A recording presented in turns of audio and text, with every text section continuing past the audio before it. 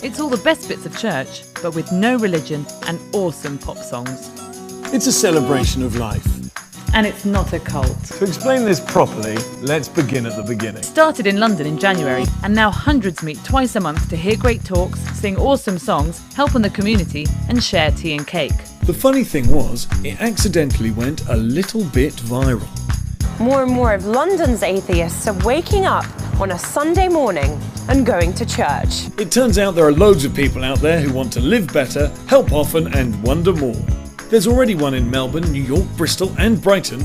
By the end of the year, there'll be 30. That's a 3,000% growth rate. Throughout recorded history, humans have gathered together to celebrate their values. So imagine what could happen if we married the best parts of religion with modern science. Imagine if we had the tools to help others and to make ourselves as good as we can be.